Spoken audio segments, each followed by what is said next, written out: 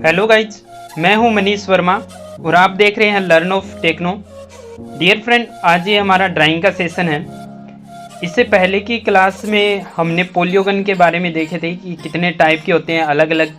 जैसे पेंटागन होता है, हेक्सागन होता है, सेप्टागन होता है, ओक्टागन होता है, नोनागन होता है, डेकागन होता है, अनडेकागन होता है। तो इनके बारे में हमने क्या पीछे की क्लास में पढ़ा था। आज की क्लास में हम जो पढ़ेंगे वो इनक्रिप्ट पोलियोगन के बारे में, और जो वर्त के अंदर होते हैं बाहर होते हैं उनको किस किस नाम से जाना जाता है, और जो ये पोलियोगन होते हैं उनको किस हिसाब से बनाते हैं।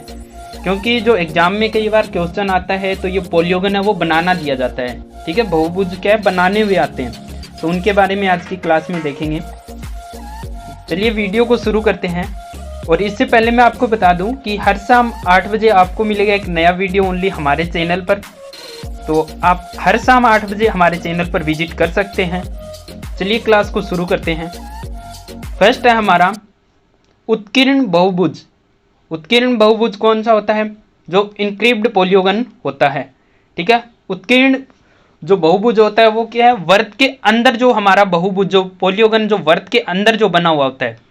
जो हमारा ये देखिए, जैसे कि ये वर्त के अंदर जो पोलियोगन बना हुआ है तो ये कौन सा होगा? तो ये इनक्रिप्ट पोलियोगन होगा। उत्कीर्ण बहुभुज वह बहुभुज है जो किसी ज्यामितीय आकृति जैसे वर्त के अंदर अर्थात अंत स्पर्श से बनाया जाता है। चित्र में एक उत्कीर्ण बहुभुज प्रदर्शित किया गया है या फिर इनक्रिप्ट पोलियोगन है वो प्रदर्शित किया गया है। यानी कि ये किसके अंदर है? वर्त के अंदर जो बना हुआ है, ये इसकी परिधि को क्या है, टच करता हुआ है। तो कोई भी पोलियोगन होगा वो वर्त के अंदर हो या वर्त के बाहर हो, वो उसकी परिधि को जरूर टच करता हुआ आपको मिलेगा। जितनी भुजाएं होगी सभी भुजाएं उसकी क्या है, वर्त को टच करते हुए मिलेगी, ठीक है। और ये जो इसके अंदर जितने भी कोण बनेंगे, ये जो इसके अंदर जितने भी कोण बनेंगे, इन कोणों का जो टोटल योग रहेगा वो 360 डिग्री रहेगा, 360 डिग्री, ठीक है। 360 डिग्री रहेगा। इन अंदर के जितने भी ये कोण रहेंगे, चाहे ये हेक्सागन हो, ओक्टागन हो, पेंटागन हो, डेकागन हो, अनडेकागन हो, ठीक है, नैनोगन हो, जितना भी होगा, लेकिन जो अंदर के जो कोणों का जो योग रहेगा वो 360 डिग्री रहेगा। अब ये 360 डिग्री क्यों रहेगा?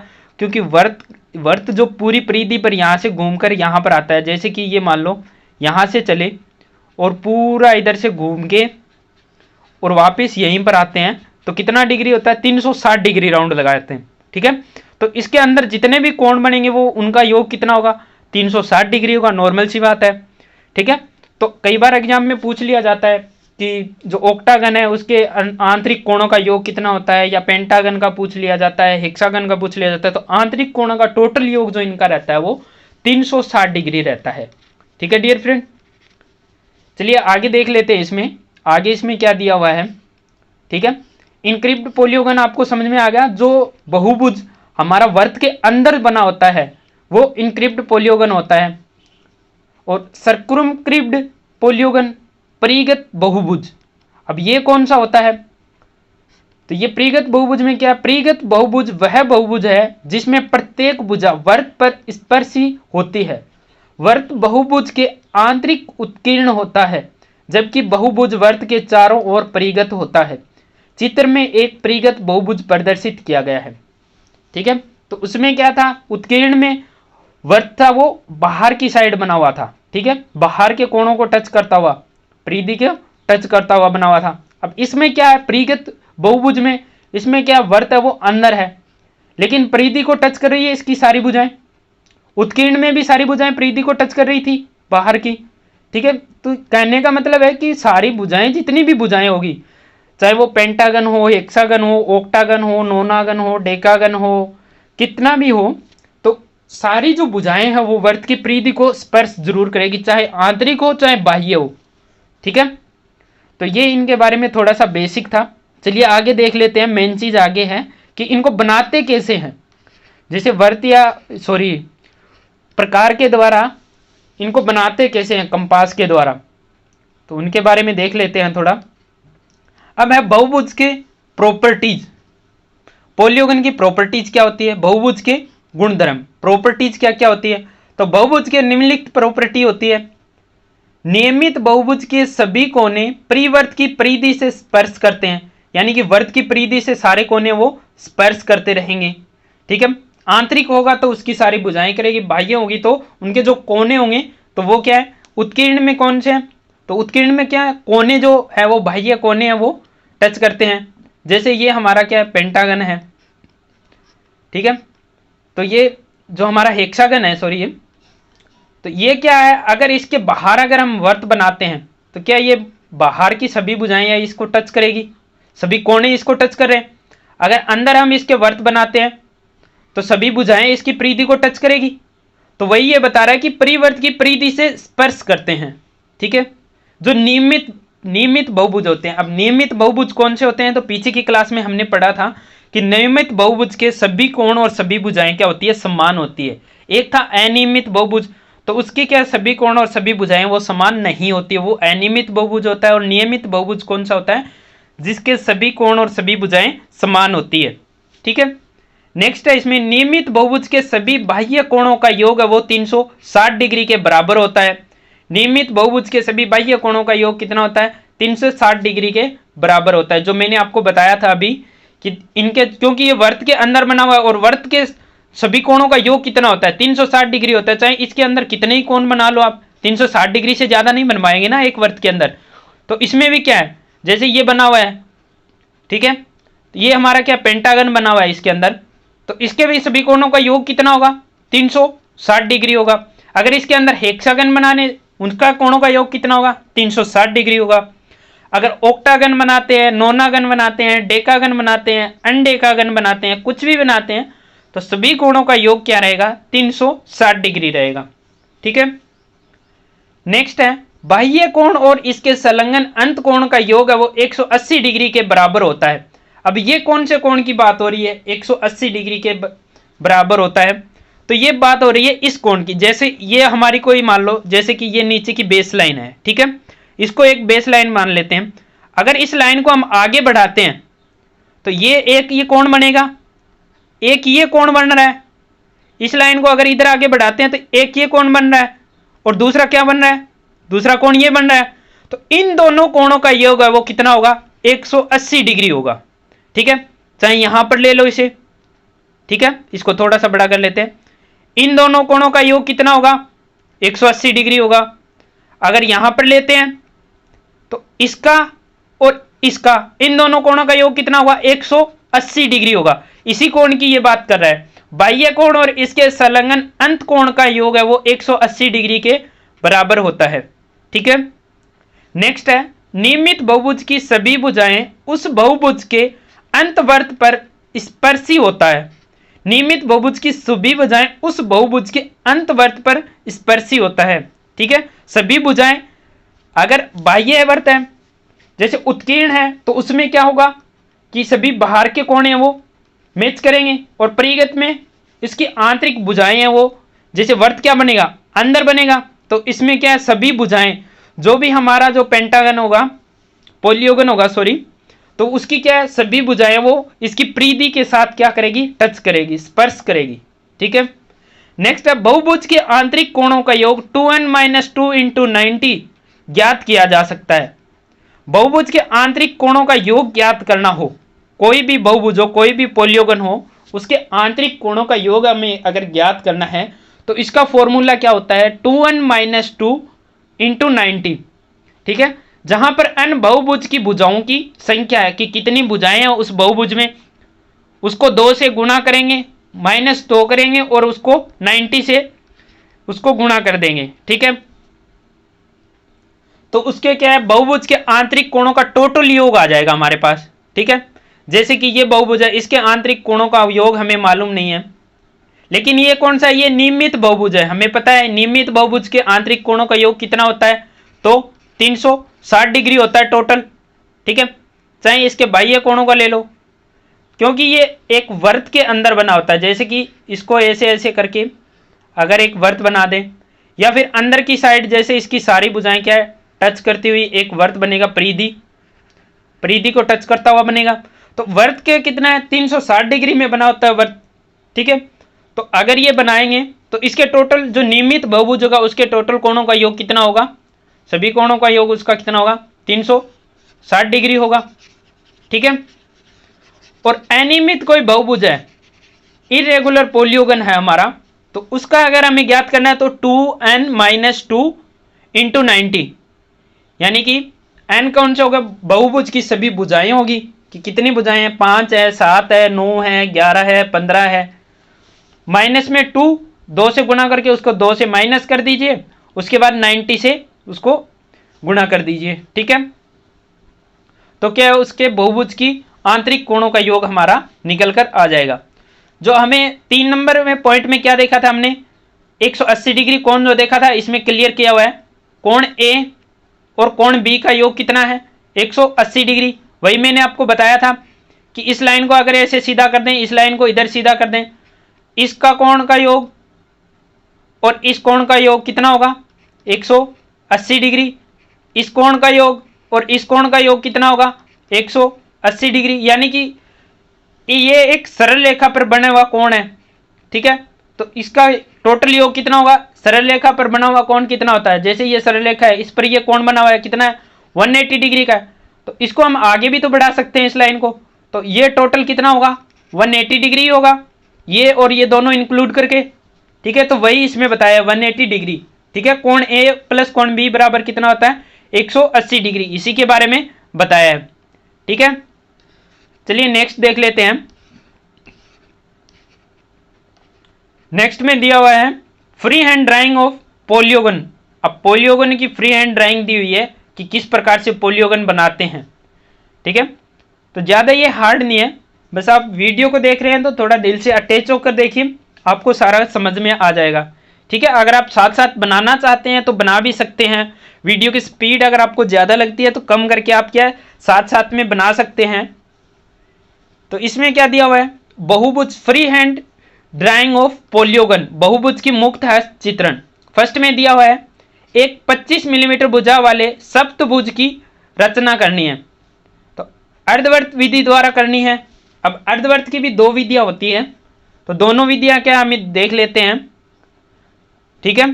तो इसमें क्या है, फर्स्ट में क्या दिया हुआ है, अर्धवर्त की जो प्रथम विधि है उसमें क्या दिया हुआ है, तो उसमें दिया हुआ है कि सर्वप्रथम 25 मिलीमीटर लंबाई एक रेखा ए बी खींचिए।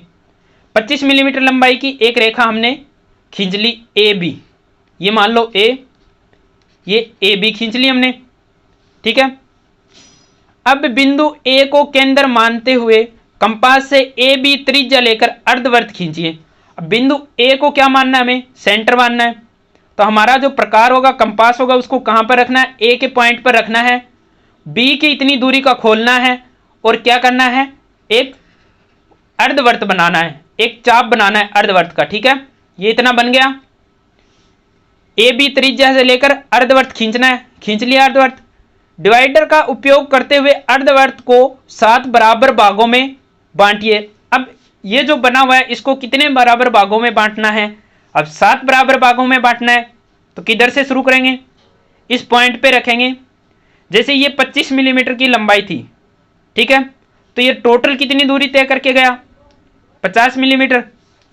अब इसको 7 बराबर भागों में हमें डिवाइड करना है, ठीक है। तो यहाँ पे प्रकार रखेंगे, यहाँ से क्या करेंगे, इसको 7 बराबर भागों में क्या करेंगे, डिवाइड कर देंगे, 3 4 5 6, और ये इसके सीध में आएगा वो 7वां भाग, ठीक है, ये इसके सीध में आएगा। तो 7 बराबर भागों में हमने डिवाइड कर लिया इसको। अब रेखा बी ए को बढ़ाने पर प्राप्त बिंदु पी से अर्धवर्त पर बिंदु 1 2 3 4 5 6 अंकित कीजिए और बिंदु 2 व ए को मिलाइए। अब क्या बोल रहा है, ए को बढ़ाना है, बी और ए को बढ़ाते हुए एक रेखा खींचनी है। यहां पर हमें क्या मिला, पी मिला, पी से अर्धवर्त, ठीक है, अर्धवर्त बन गया पूरा, ये पी मिल गया हमें। अब पी से क्या काउंट शुरू करना हमें, ठीक है, 1 2 3 4 5 6, और नीचे आएगा तो कौन सा हो जाएगा, 7 हो जाएगा, ये लिखने की जरूरत नहीं है, ठीक है। ऐसा ही बोला इसने, पी से अर्धवर्त पर बिंदु 1 2 3 4 5 6 अंकित कीजिए और बिंदु 2 से ए को मिलाइए। अब जो ये 2 है इसको किस से मिलाना है, ए से मिलाना है। इसको किसके साथ मिला दिया, ए के साथ हमने मैच कर दिया, इसको इतना ही करना है। इसको थोड़ा सा आप एक्स्ट्रा भी ले सकते हैं बाहर, ठीक है। इसके बाद में क्या, रेखा ए बी तथा 2a को समद्विभाजित करते हुए इस प्रकार लंब डालिए कि वे एक दूसरे से बिंदु O पर प्रतिच्छेदन करें। अब इन पे क्या लंब डालना है, कौन सी भुजा पे, A और B पर लंब डालना है और 2 और A पर, इन दोनों भुजाओं पे क्या है, हमें लंब डालने हैं। इन दोनों भुजाएं क्या, लंबाई इनकी क्या है, यहां तक बराबर है।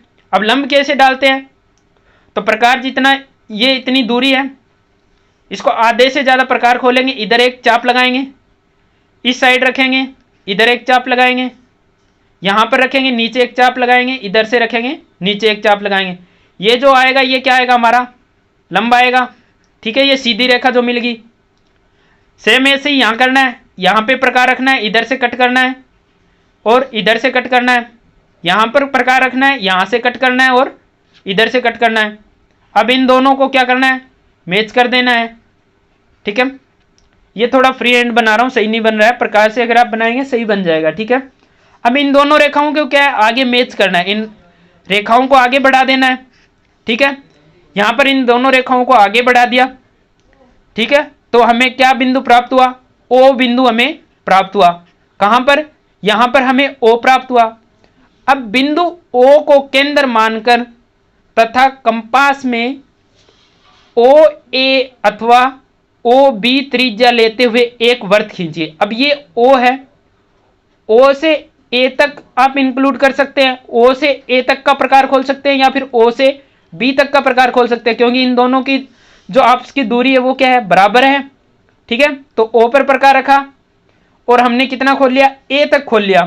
और उसके बाद क्या करना है, एक वृत्त खींचना है। तो एक वृत्त खींचेंगे तो वो क्या करेगा, वृत्त जो होगा इनकी सभी भुजाओं को टच करता हुआ ऐसे ऐसे आएगा, ठीक है।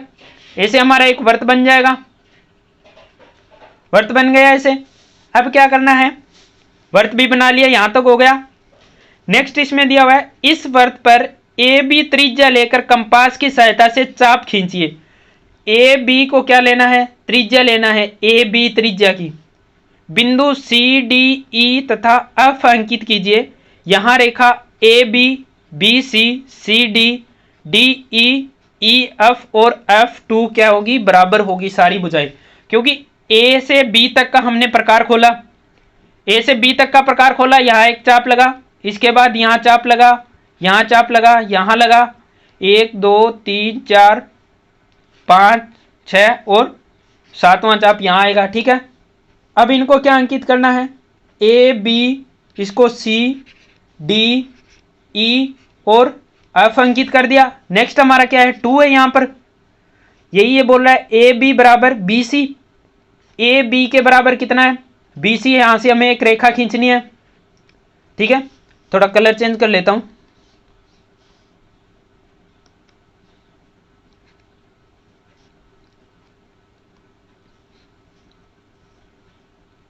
ये सही रहेगा ना। चलिए अभी क्या है, ए बी, ठीक है। अब ये यहां पर चाप है तो बी सी को मिलाना है, सी और डी को मिलाना है, डी और ई को मिलाना है, ई और एफ को मिलाना है और एफ और 2 को मैच करना है। और 2 और ए हमारे क्या है, पहले से ही मैच है। अब इसकी कितनी भुजाएं होगी, 1 2 3 4 5 6 और 7, हमारा क्या बन गया, सप्तभुज बन गया, 7 भुजाएं हैं इनकी, ठीक है। अतः A B C D E F 2 उपयुक्त सप्तभुज होगा। ये क्या हमारा बन गया, सेप्टागन बन गया हमारा, कितना, सप्तभुज बन गया, ठीक है। आगे इसमें देख लेते हैं, फिगर भी शायद नीचे दिया हुआ है तो इसमें आपको क्लियर समझ में आ जाएगा। चलिए ये देखिए क्लियर फिगर दिया हुआ है, इसमें देख लेते हैं। इसमें क्या दिया हुआ है, पहले हमने कितनी 25 mm की एक भुजा खींची, यहां से लेकर यहां तक कितने mm की, 25 mm की, ए और बी को खींचा, ठीक है। फिर क्या, ए से बी तक का प्रकार खोला, एक वृत्त लगाया हमने, ठीक है। यहां से ये वृत्त लगा दिया हमने। अब क्या किया, इसको 7 बराबर भागों में बांटा, ठीक है। तो अर्धवृत्त की त्रिज्या हम निकाल लेंगे, ठीक है, 1/2 पाई r की स्क्वायर, ठीक है। इसके बाद में क्या करेंगे, इसको 7 बराबर भागों में बांटना है हमें। तो क्या करेंगे, यहां पर प्रकार रखेंगे, जितनी दूरी आएगी उतना खोलेंगे। फर्स्ट चाप, second, third, fourth, fifth, sixth और सेवंथ क्या आएगा, यहां पर आएगा। तो 7 बराबर भागों में बंट गया ये, ठीक है। इसके बाद इसने क्या बोला था कि जो P यहां पर हमें क्या प्राप्त होगा, B से B A को आगे बढ़ाएंगे, B A को, A B को आगे बढ़ाएंगे तो इधर आगे बढ़ाएंगे, B A को आगे बढ़ाएंगे तो इधर आगे बढ़ाएंगे। तो B और A को आगे बढ़ाया तो क्या मिला हमें, P मिला। अब P से हमें क्या करना है, काउंट शुरू करना है, जितने हमने चाप लगाए हैं, 1 2 3 4 5 6, ठीक है। अब 2 को मैच करना है A के साथ, तो 2 को क्या किया, A के साथ इधर मैच कर दिया, ठीक है। 2 को A के साथ मैच कर दिया। अब 2A और B पर क्या डालना है, हमें लंब डालना है। तो आधे से ज्यादा हमने प्रकार खोला A से रखकर B की तरफ, एक चाप यह हमारा, एक चाप नीचे की तरफ लगाया, फिर B की साइड प्रकार को रखा, कंपास को, एक चाप इधर लगाया, दूसरा क्या लगाया, इधर लगाया, और इस रेखा को क्या मिला दिया, सीधी रेखा को क्या किया, मिला दिया हमने। सेम ऐसे ही करेंगे, 2 और A को आधे से ज्यादा वर्त खोले, सॉरी प्रकार खोलेंगे, एक चाप इधर लगेगा, दूसरा चाप इधर लगेगा, 2 पर रखेंगे, एक इधर लगेगा, दूसरा इधर लगेगा, दोनों कट गए यहां पर। अब इस पे क्या करेंगे, इन दोनों को मिला देंगे तो ये लंब डल गए यहां पर, ठीक है। अब ये दोनों जो मिले हैं वहां पर क्या हमारा O बिंदु है, हमें क्या मिला, O बिंदु मिला इन दोनों पर लंब डालने से, ठीक है। अब O बिंदु क्यों निकाला हमने, O बिंदु निकाला इस वर्त का केंद्र निकालने के लिए, वर्त का केंद्र निकालने के लिए, क्योंकि वर्त में हम कुछ भी बना सकते हैं, pentagon, octagon, hexagon, nonagon, decagon, non decagon, ठीक है, अनडेकागन, सॉरी, तो कुछ भी बना सकते हैं। तो ये क्या हुआ, O हमारा निकल गया वर्त का केंद्र। अब यहां पर हम प्रकार रखेंगे, प्रकार को कितना खोलेंगे, या तो A तक खोल लेंगे यहां से, या 2 तक खोल लेंगे, या फिर हम B तक खोल लेंगे, क्योंकि हमारे पास 3 ही पॉइंट है अभी तक, 2 A और B। तो यहां से हमने प्रकार रखा, A तक खोल लिया, B तक या फिर 2 तक खोल लिया। उसके बाद क्या किया हमने, ये एक वर्त बना दिया, ठीक है। क्या किया हमने, O पर प्रकार को रखा और पूरा उसको राउंड घुमा दिया, तो क्या बन गया, एक वर्त बन गया, ठीक है। इसके बाद क्या करना है, A पर प्रकार को रखना और B तक खोलना है, A पर रखा और B तक खोल लिया। फिर उसके बाद B पॉइंट पर रखना है, एक चाप लगाना है, फिर इस चाप पे रखना है, आगे और लगाना है, ऐसे ऐसे करके हमें क्या लगाना है, इसमें चाप लगाते रहने हैं। तो लास्ट चाप हमारा यहां पर आएगा, ठीक है। बराबर भागों में बंट गया ये। अब जितने चाप लगे हैं उनको क्या करेंगे, नाम दे देंगे, जैसे A B C D E F, और आगे क्या G देने की आवश्यकता नहीं है, क्योंकि हमारा यहां पर क्या है, ऑलरेडी 2 पॉइंट है, ठीक है। अब इन सभी भुजाओं को क्या करेंगे, आपस में मैच कर देंगे, ठीक है। इनको क्या किया, आपस में मिलान कर दिया इन सभी का। अब इन सभी का मिलान कर दिया तो हमें जो प्राप्त हुआ, अब क्या करना है, जैसे हमने इन सभी को मिलान कर दिया, अब जो ये बाहर से ये जो वर्त की रेखाएं हैं, इनको अगर हम इरेज कर देते हैं, इस अंदर वाले को, इसको इरेज कर देते हैं, लंब को इरेज कर देते हैं, और ये A और P को इरेज कर देते हैं, तो जो हमारा बचेगा वो कौन सा होगा, वो हमारा सप्तभुज रहेगा, ठीक है। इस आकृति में जो बनेगा वो कौन सा रहेगा, सप्तभुज रहेगा, ठीक है। तो सप्तभुज की एक विधि ये है, सेकंड विधि हम देखेंगे नेक्स्ट वीडियो में, ठीक है। वीडियो काफ़ी लेंदी हो गया है, तो आज की वीडियो में बस इतना ही।